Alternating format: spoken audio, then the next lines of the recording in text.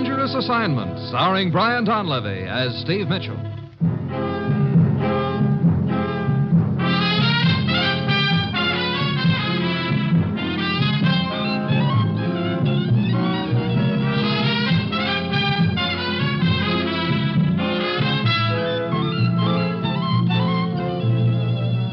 Yeah, danger is my assignment.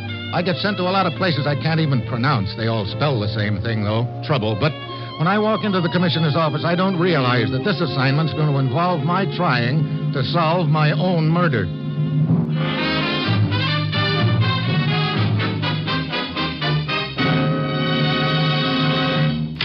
Morning, Commissioner. Ruth said you had an assignment for me. You know, you're looking pretty good after all. Thanks. This morning. You look dandy, too. Any reason why I shouldn't look all right? Well, according to all the known laws of medical science, right now you should be looking bad. Yeah, why? Last night you dropped dead. Oh, well, if that's all of...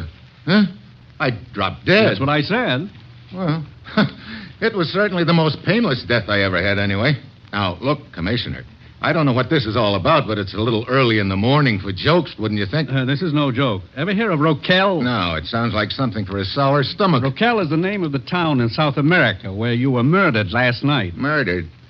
Here we go again. Now, wait a minute. Steve, a man was shot to death in an alley there last night. He was carrying a complete set of credentials which identified him as Steve Mitchell, U.S. government agent. I see. Any idea who this guy really was or why he was posing None as at me? all. But he was undoubtedly involved in something big, something which required him to pass himself off as a U.S. agent. Oh, and you want to know what that something is, huh? I certainly do, because I have a strong hunch that whatever it is, there's an aroma connected with it that's not very sweet. Any contacts down there who can help me? When you arrive in Roquel, I suggest you talk to an American correspondent named Kavanaugh. He seems to know as much about the incident as anyone right now. Steve, get down there, talk to Kavanaugh, and then get to the bottom of this whole deal. Well, that's it. You've got your assignment. Good luck.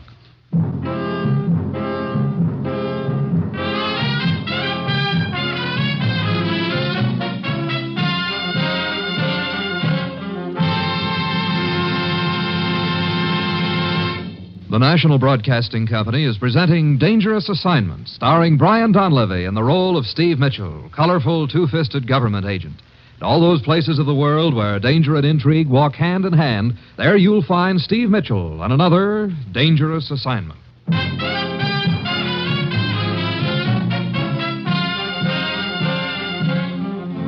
Sure, I've got my assignment. Just run down to the little town of Roquel in South America and find out who killed me and why. At this point, it sure looks like somebody doesn't like my name much. One man's already been killed just for assuming it. That gives me an uneasy hunch about what's ahead for me, the real owner. It's Wednesday when the plane lands at Roquel, and I find the American correspondent Kavanaugh in the nearest bar. Well, now I've seen everything, Mitchell. A corpse comes wandering around to find out who killed him. Yeah. And what I'm wondering right now is why I ever picked this flea-bitten town to get myself knocked off in. You really must have been hard up for a spot, believe me. Hey, look, Kavanaugh. This guy who got himself killed, did he look anything like me? No. He was an American, too, but that's about all. But those credentials he had, I got a look at them, and they sure looked like the real McCoy to me. Yeah? What do you think the guy's angle was, Mitchell? That's what I'm down here to find out. What can you tell me about the actual shooting? Well, it took place in the alley right outside this bar. Oh? Were you in here at the time? Where else? Silly question. Well, go on. I heard a shot. I ran outside. The guy was lying on the ground. Somebody was bending over him. Oh? Looked to me like he was trying to get something out of the dead man's pockets. Did you get a good look at him?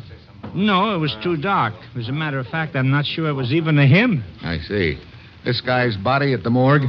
Yeah. Come on, I'll take you over there. All right.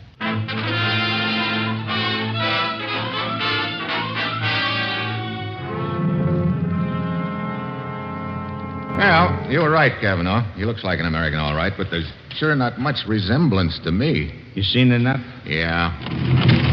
I'd like to take a look at those phony credentials. You happen to know who's got them now? Well, the police, I imagine. Okay, I'll check. Hey, you know who those people are who just came in, Kavanaugh? They seem to be heading this way. Well, the stocky guy in the uniform is Colonel Gomez, head of the National Police. Oh? But I've never seen the other guy or the dame before. But I'm certain, Colonel, that he was not involved in anything criminal.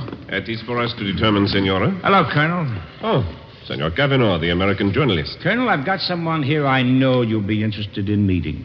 The real Steve Mitchell. So? Glad to know you, Colonel Gomez. And are you, senor? I am indeed happy you have been sent down here to help us clear up this mystery. Well, looks like I didn't go over so well with the little lady here. She has indeed good cause for alarm at being confronted by you, Senor Mitchell. How so? Because this is your wife. Is my... Well, I seem to have pretty good taste. By which I mean to say that this woman is Senora Maria Mitchell, wife of the man who was posing as yourself. And this is her brother, Senor Miguel Escobar. Escobar? Senor? Senora, how long was your husband using my name? But I did not know he was using anyone's name, senor. I thought it was his own. He was using it when I first met him. Oh? How long ago was that? A little over a month. Only a month? And yet you were married to him? Senor, if you are casting reflections upon my sister, you will answer to me. Escobar, I'm not casting reflections on anyone. I'm just trying to find out a few facts. You will answer, Senor Mitchell, Senora Mitchell. I mean, Senora... Well, answer him. See, it was true I had not known him long. And I met him in a cantina, a bar. Everything was against us. And yet I loved him. And now he's dead. Yeah. Look, have you any idea what your husband could have been involved in? Senor, can you not see that this is a very bad time to question my sister? I insist that Look, Escobar, a guy using my name has been killed. It's important to me to find out if he was killed because he was using my name. If so, whoever did it will be trying to do likewise to me. So suppose you just button up your... I am merely trying to protect my sister. I wonder. What do you mean by that? Senor Escobar, you will hold your tongue.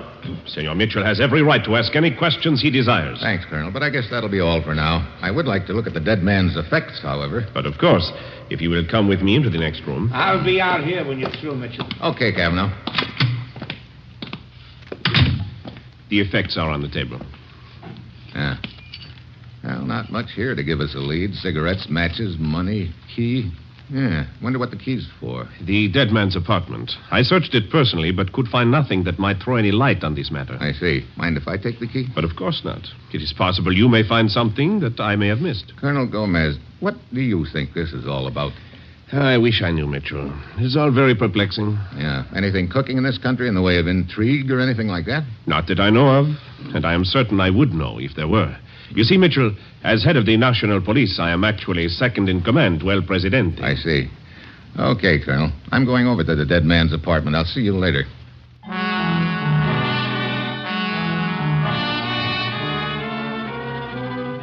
I head for the dead man's apartment, letting myself in with the key, and I give the room a frisk. But the only items of interest are a couple of matchbooks with the name of a bar on them, La Posada. The door. I go over and open it. Standing in the hall is a small, middle-aged, nervous-looking gent. Are you Senor Mitchell? Okay, so how do I answer that one? Does he mean am I the phony Mitchell or the real Mitchell? I guess I hesitate too long because he suddenly whips a gun out of his pocket. I dive at him just as the gun goes off. A hot streak shears its way across the top of my head and I go down.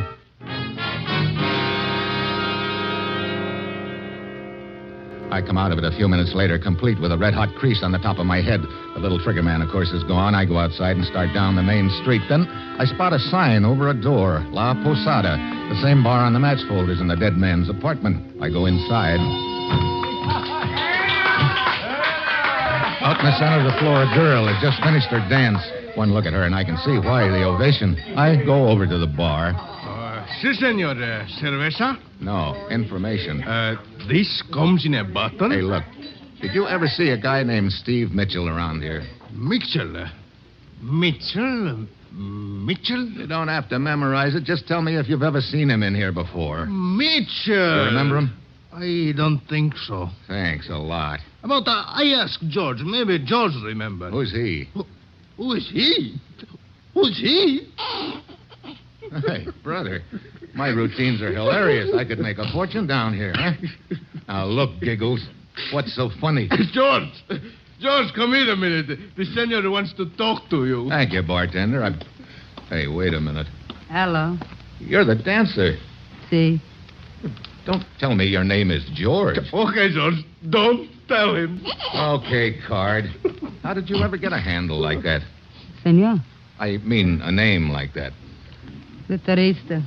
One of them start calling me George, so now everybody call me George. No, What you want and why you don't buy me a drink, huh? Well, later. Right now, I'd like to know if you've ever seen a guy named Steve Mitchell in here. That bum. Huh? A real imposter, huh? Hmm? Do you know anything about him? Not much. He spend money, take trips. Trips? What kind of trips? I don't know. He used to go to the interior once in a while. But now I don't see him for a while, and that's okay with me. So why we don't quit talking about this Mitchell, huh? What's your name, buddy? You'd never believe it, George. So maybe we just better skip it and have a drink, huh? Suits me good, buddy. Hey, Steve.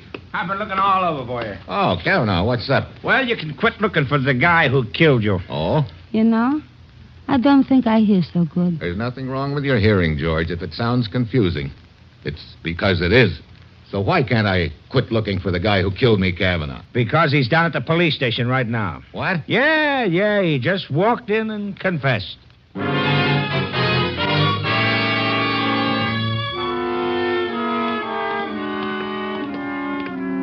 Colonel Gomez has him in that room down the hall, Mitchell. Okay. Now, if we can just find out from him why he killed this guy who was posing as me. Well, here we are.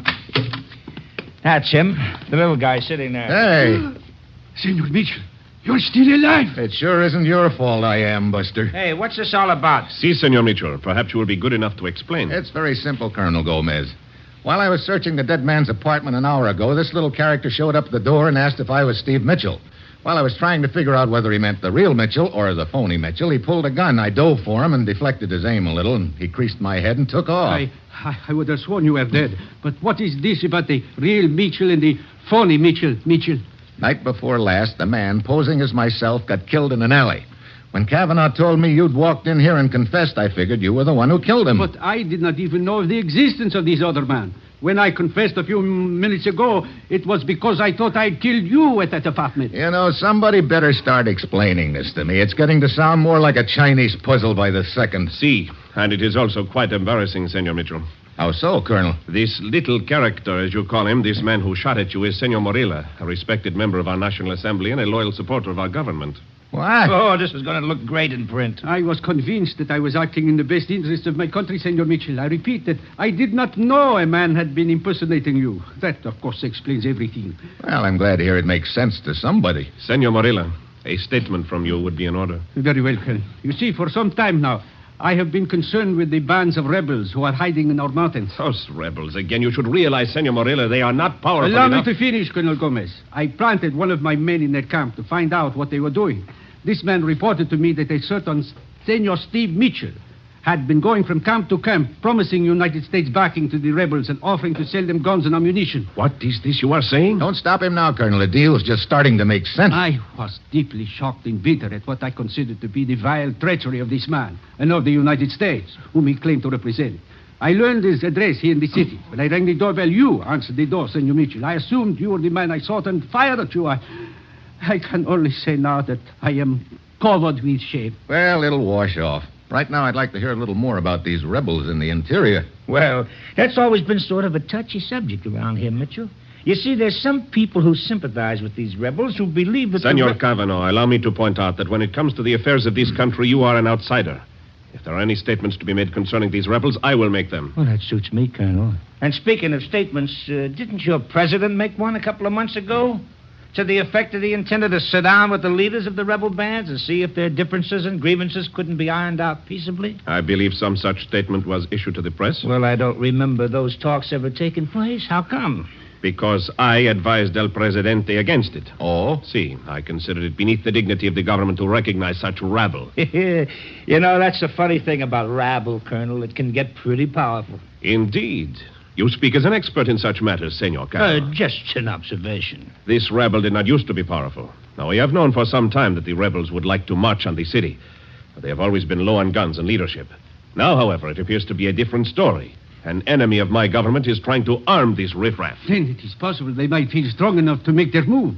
A move which would plunge our country into a bloody civil war. No, Morilla. This will never happen as long as I, Gomez, am alive. You must remember that I control the militia.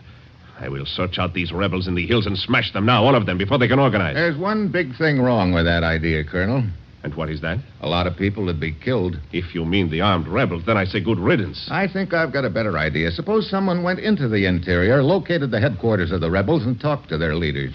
Talk to them? Yeah, told them that this fake Steve Mitchell was exploiting them and that the whole thing is a racket. Senor Mitchell, whom do you have in mind to make this trip into the interior? Myself? You? Why not, Marilla? You're tired of living, maybe? Not particularly, Kavanaugh. Why? Well, those boys in the interior are pretty rugged. I'll take my chances that they'll listen to me. That sounds like a pretty crazy idea to me. Oh?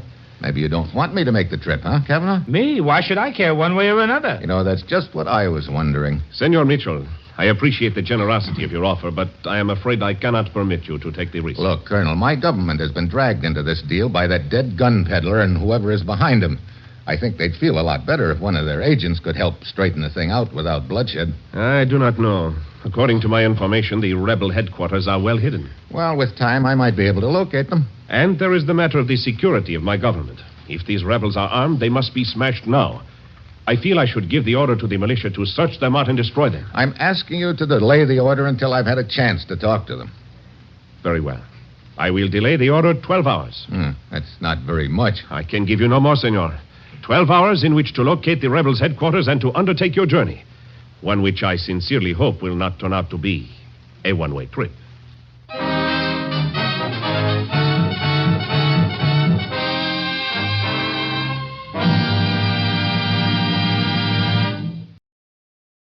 Now back to Dangerous Assignment, starring Brian Donlevy as Steve Mitchell.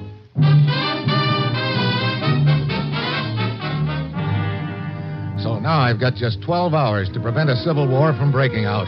That means I've got to locate the rebel headquarters in a hurry. Then I remember George, the dancing girl. Maybe she can give me a lead. I hurry back to the bar where she works. Look, buddy, don't waste my time no more. The last time you were in here, you were going to buy me a drink. So what happens? All of a sudden, poof, you're gone. Yeah, I got called away in a hurry. Now, look, George, I need a little information about this guy, Steve Mitchell, who used to come in here. I tell you, I don't want to talk about that bum. You say he made frequent trips into the interior. Do you happen to know where? No. He wanted to take me a couple of times, but never I would go. Well, that's not much help. Do you happen to know how he made the trips? I mean, did he fly, take a boat, what? What? Huh? He drove an automobile. I see. Well, that's still not much to go on. All the time a different color. What's that? One time he come by to ask me to go with him. He's driving a blue car. Yeah? Next time, a black car. And once he's driving a green car. I almost went with him then. I like green. Sounds like he rented the cars for the trips. Okay, George, thanks. Hey, wait a minute, buddy. What's the matter? So don't tell me now you're going to poof off you go again without buying me a drink. I don't think this is much of a friendship. Here. You think this will make up for the poof? Oh, senor. For this, you got an extra poof coming. Like I told you, I like green.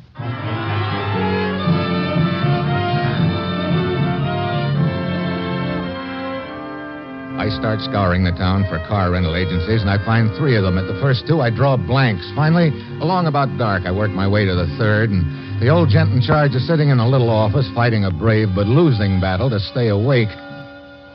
What was that name again? Mitchell. Steve Mitchell. Mitchell, huh? Come on, Buster. Alfredo. Okay, Alfredo. Now prop open those peepers long enough to tell me whether or not a guy named Steve Mitchell ever rented a car from you. Steve Mitchell. Oh, see, he rented a car from me. How long ago?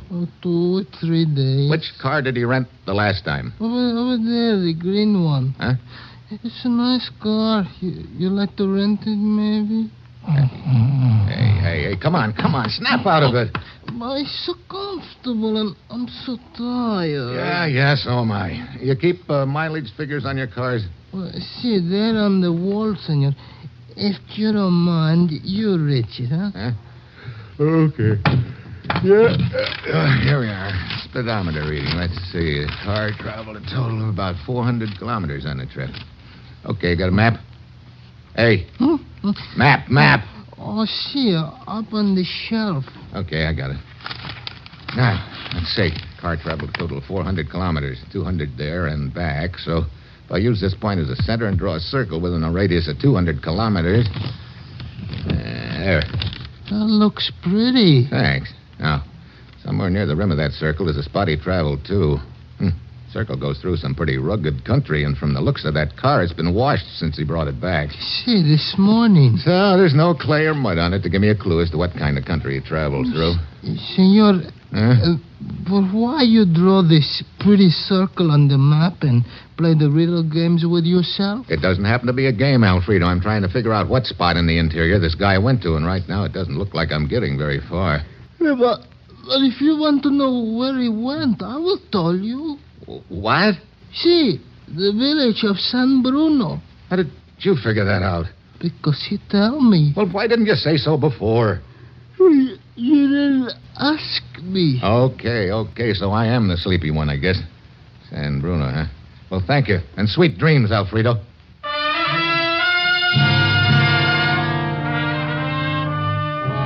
I get a block down the street, and then I realize I've forgotten to ask Alfredo if that guy ever took anyone with him to San Bruno. I go back. Alfredo still sitting in the same spot, his head on his arms. Didn't take him long to get back to sleep. I shake him, but he doesn't come out of it. I lift up his head, and then I see why. How can you wake up when your throat has been cut? Now I know whoever's behind this deal is keeping up with me every step of the way, and I realize this isn't the healthiest spot in the world for me right now. I get out of there fast. The streets are dark and deserted, and I take Avenida Ruiz, one of the streets that leads to my hotel, and then as I'm walking along, I hear some steps behind me. I stop. They stop, too. I start walking again. So does the other guy. I stop again.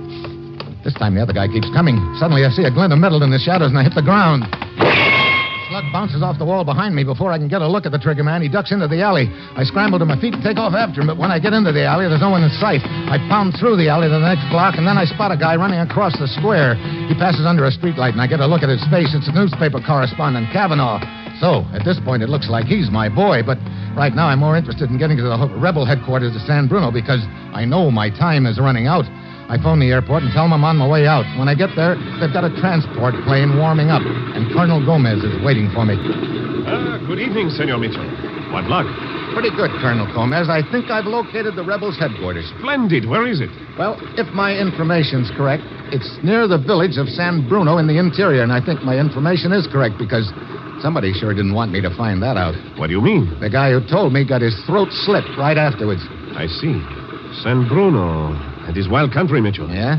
But there is an emergency landing strip not far from the village. Incidentally, Colonel, how come you're wearing a flight jacket?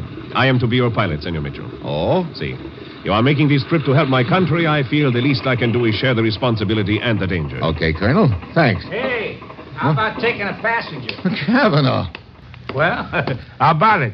You think maybe you might get another chance to kill me up on that plane, huh, Kavanaugh? What? What are you talking about? Don't tell me that wasn't you I saw running across that square near my hotel right after that shot was fired at me. Mitchell. Sure, that was me.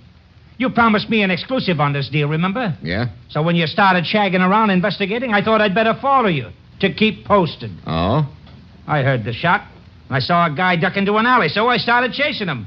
That's what I was doing, running across the square when you spotted me. But needless to say, he got away, huh? He sure did. Mitchell, you did not tell me of this attempt on your life. When did it happen? About a half an hour ago, Colonel. I was walking along the street towards my hotel when somebody took a shot at me. I see. You were fortunate to escape with your life. At Avenida Ruiz, it is a perfect spot for ambush. Poorly lit, several alleys.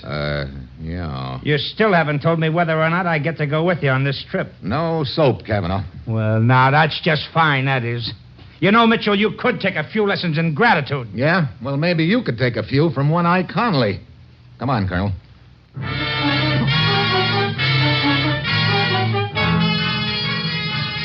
The Colonel and I head for the control tower to check the weather. 10 minutes later, we take off. The Colonel heads the transport in the direction of San Bruno, and pretty soon we're flying over some dense jungle. Senor Mitchell, I did not understand your remark to Senor Kavanaugh before we took off. Who is this One-Eye Connolly you refer to? Just a character up in the States, Colonel. And I do not understand why, if Kavanaugh is the man who tried to kill you, you did not want him arrested. I didn't have any proof, Colonel. Anyway, I figured it was more important for us to get to San Bruno and talk to the rebel leaders. You are still convinced you can prevent a civil war, Mitchell? I'm still convinced it's worth a try, Colonel. How much longer until we get there? As a matter of fact, Mitchell, you might say we are there right now. What? I don't see anything but jungle down there. I mean, how much longer to the end of the trip? And I repeat, you have already reached the end of your trip. Hey, now look, Well, that gun says you mean just what you say, too. Indeed it does. So you're my boy, Colonel Gomez. At this point, it would appear that you are my boy, Mitchell. And you're the one who was backing the sale of guns to the rebels, huh? Why? That does not concern you now, Mitchell. You're second in command of your government. You wouldn't by any chance be bucking for number one spot, would you? I would indeed, Mitchell. Sure. You hire a guy to sell guns to the rebels and promise them U.S. support. That gets them steamed up to fight. Then you go in with more troops and better weapons and wipe them out. All of a sudden, you're a national hero. Up comes an election, and it's Gomez for president. You trace my future career with great accuracy. Well, so what happens to me now, Gomez? It is quite simple. First, I shoot you. Dandy. Then I push your body out of the plane. Then I fly back and announce that the rebels have killed you. And, of course, you'll use that as an excuse to move in with your troops. Exactly. Well, I'm sorry to disappoint you, Colonel, but that's not exactly the way it's going to work out. Indeed, and why not, may I ask? We're going to fly back to the capital, explain the whole thing. You're going to stand trial for murder, and 5 will get you 10. Your president will sit down and talk to the rebels and straighten everything out peacefully. You think I'm kidding? I enjoy your sense of humor. A man who is powerless, yet you can make jokes. The joke's on you, Colonel.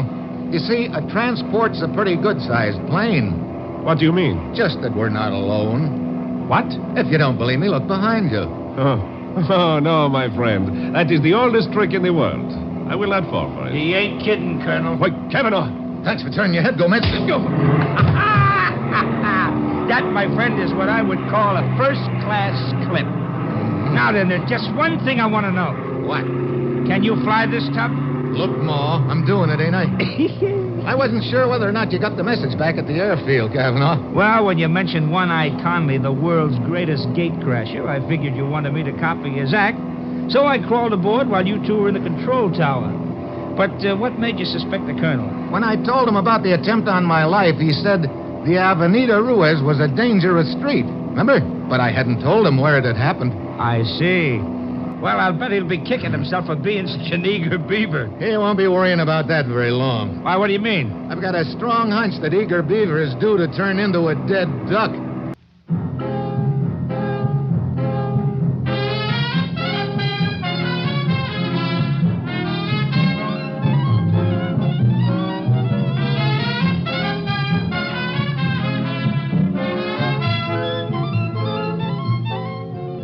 Dangerous Assignment, starring Brian Donlevy as Steve Mitchell, is written by Bob Reif and Adrian Jondo, with music by Robert Armbruster, and is produced and directed by Bill Karn. Be with us again next week at this same time when Brian Donlevy, starring in the role of Steve Mitchell, will embark on another Dangerous Assignment.